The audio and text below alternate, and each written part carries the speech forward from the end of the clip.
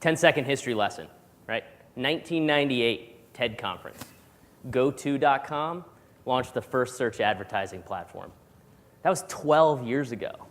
That was a really long time ago that search marketing became a reality, right? So GoTo went on to become Overture, launched the auction platform for search terms.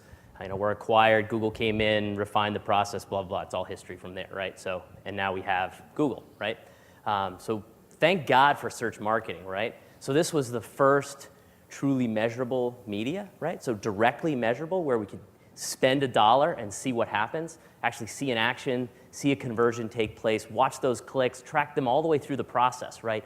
Truly measurable. We can now truly create an ROI and know this action created something. So, it's like, how did we survive before this?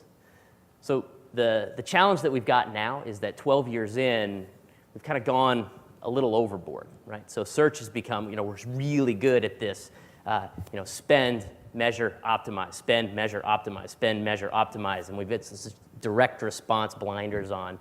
There's a lot more that we can actually do with search if we sort of step back and think about more of our traditional marketing and the role of brand, right? So, search it's a marketing channel. Interesting thing is, a couple of weeks ago, actually, Chris and I were both up in Fort Myers at a MediaPost search conference. So a bunch of search geeks getting together in Florida to talk about search. And the MC of the event, Gord Hotchkiss, made this sort of offhand comment. It was just sort of offhand, and I thought it was really poignant. For consumers, search isn't a channel, it's a verb, right? And not only that, search has been around for a lot longer than search engines, a lot longer than the internet, a lot long. This is something that is fundamentally human about us, is this sort of searching for information, searching for content to make decisions in these things.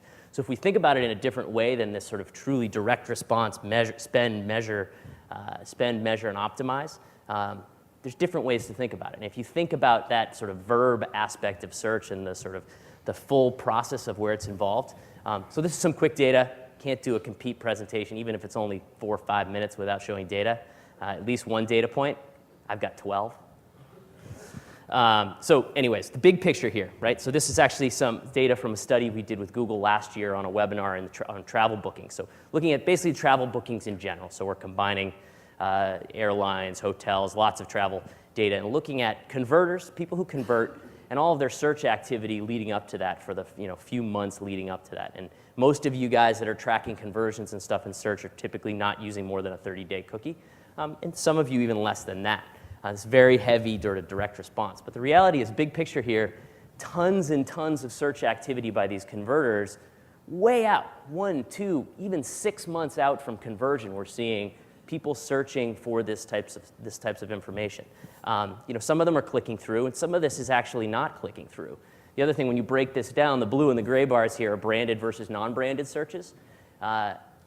Those branded searches, are they not worth anything that are taking 1, 2, 3, even 6 months out from a click-through? If they don't click, is it worth something? Search it's a very complicated marketing platform, right? So the 30-second spot, when the 30-second spot ends and it goes back to, Jack figuring out what the island is, that's gone. That marketing opportunity, for the most part, we're getting a little more creative these days with, in-show advertising and things like that. But 30-second spot, it's done. But it's really effective during that 30-second spot. And that's not to say TV isn't effective. But search is a much more nuanced. There's a lot more to it. It's not just about this direct response. There's the keyword targeting, the cross-media integration, the copy, the landing page, the funnel, everything that comes into this, all these things that you can adjust and tweak going forward. So you're all sitting in the audience saying, great, I get it, sure, so how am I supposed to do anything about that? The good news and the lucky thing for me is I don't have to answer that for you. So Chris who's here is going to take you through that. Chris is CEO of Group M Search for the Americas. He's really a thought leader in the space. I think interesting piece of that. So we were up in Fort Myers a couple of weeks ago. Just an example of that. His topic at hand. So we're a bunch of search geeks, right? Was what if there was no Google? What if there was no Google, right? Tell a bunch of search geeks. What if there was no bread and butter, right? So turned heads, got people thinking. I think it's very typical of some of the stuff I've seen Chris talk about. One last thing I'll say about Chris before he jumps on. It's his daughter's birthday today, 7th birthday. Sixth, sorry. So be nice to him because there's hell to pay when he gets home for being here with us. Thanks, Jeremy. We actually had a good agreement, my daughter and I. It was, Daddy will be home by the time you're done with school. So that was okay. And the cool thing is she's 6, she's into reading. Now I've got the mirror test to take home. So she'll have that as a gift from me tonight. So it's all fine. So what is search today? Well, Jeremy kind of summed it up, and I'll put it in 2 words. It's direct response. It's always open. We're down the funnel. We're buying things. We're selling things. We're getting leads. We're getting quotes. That's what search is. It's really influential. People are looking for information. Where do they turn to? They turn to their friends. They turn to the news. They turn to search engines to find out more. So what we're doing today in search, the direct response nature, that's kind of right.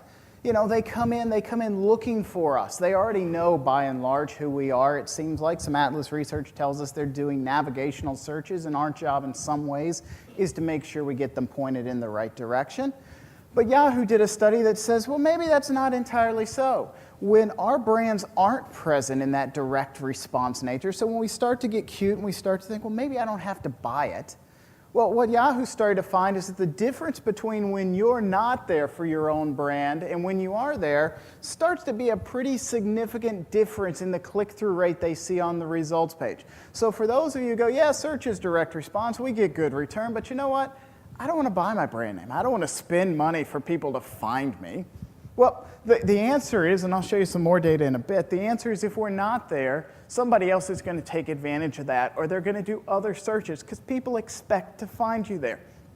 So it's really important that we get the direct response part right, because that's what's expected. They expect us not only to be in the paid side of the listings, they don't expect us just to give Google money and give Bing money, and Bing will be up here next, and they'd be happy to have some of your money.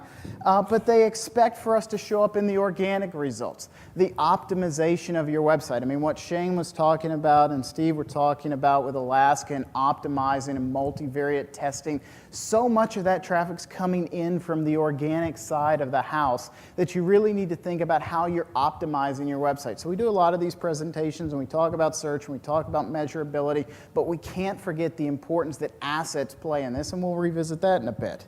So what can search be?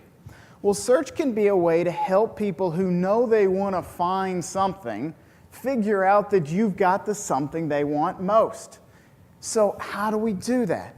Well, people are looking, and this slide I've seen given a couple different ways, and there's one cute way that's given that says consumers are smarter. They type 3-4 words in a query. That doesn't mean they're smarter. It means that they have no idea what they really want. They're just going to keep banging away at it until they find it. Part of the marketing behind Bing, and I'm sure you'll hear this in a bit, was that people were finding things and were searching, but they weren't able to decide. They weren't actually able to get to a point where they know, that's what I want. So we have a great opportunity to help our consumers and our customers figure it out and understand brands up the funnel.